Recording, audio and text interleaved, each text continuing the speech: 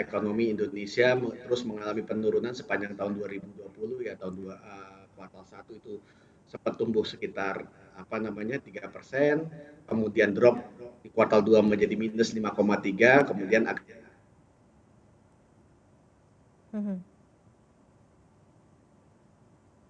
3,5. Jadi dengan dropnya pertumbuhan ekonomi tentu saja impor kita itu mayoritas adalah bahan baku dan barang Barang modal. modal, Jadi betul. kita termasuk ekonomi yang berorientasi domestik ya. Jadi seperti itu. Jadi ekonomi yang berorientasi domestik itu tentu saja impor akan drop. Nah itu yang menyebabkan kinerja perdagangan kita membaik, ya, membaik profilnya. Jadi ekspor ekspor terkontraksi, tapi tidak sebesar impor. Impor itu terkontraksi 19%, ya.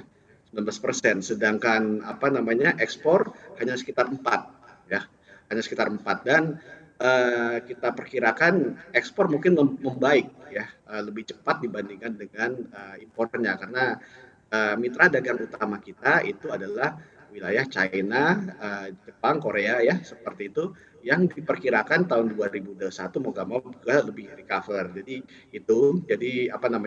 kondisi saat ini sih saya optimis mestinya dengan perkembangan yang sudah ada kalau lihat dari epidemiologi ya. Oke, Pak Dodi. Vaksin-vaksin sudah itu ya seperti itu. Ya, Pak Dodi tadi kan Anda Ya, katakan bahwa memang gimana Mbak? sebagian besar impor kita adalah kan bahan baku dan juga barang modal. Nah ini kan ada tekanan sebenarnya di Ya. sana. Ini karena memang relatifly industri memang sedang tidak lagi bergeliat atau belum bergeliat begitu ya, masih terus menahan produksi atau apa yang juga bisa kita ambil terkait mengenai impor yang memang tekanannya masih sangat-sangat besar compare to export gitu ya di bulan November. Seperti apa Pak Dodi? Oh iya, ya saya kira sih alamiah aja ya. Kalau kita ngelihat dengan pertumbuhan ekonomi yang minus loh ya. Minus ini kita belum pernah lihat itu sejak krisis 98.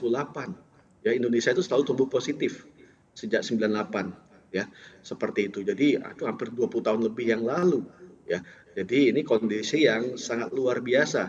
Tentu saja di tengah kondisi yang luar biasa seperti ini pebisnis apapun akan stop ya. Jadi akan jaga-jaga, nggak ada yang istilahnya berani ekspansi modal ya. Kalaupun ada bahan baku ya secukupnya aja untuk istilahnya stok minimum.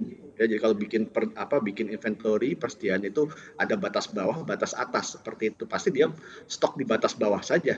Oh nanti kalau nggak laku bagaimana? Seperti itu kan dalam kondisi seperti ini. Ya jadi ya benar seperti yang Mbak Maria katakan. Ini pelaku industri tidak ekspansi ya.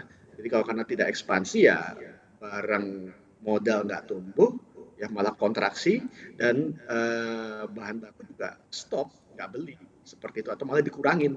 Jadi semula persediaan itu berada di average atau mendekati batas atas, malah sekarang batas bawah. Jadi ya tentu saja kontraksi seperti ini. Jangan lupa untuk install aplikasi CNBC Indonesia yang tersedia di App Store dan Play Store dan ikuti terus perkembangan ekonomi bisnis terkini hanya di CNBC Indonesia Beyond Business.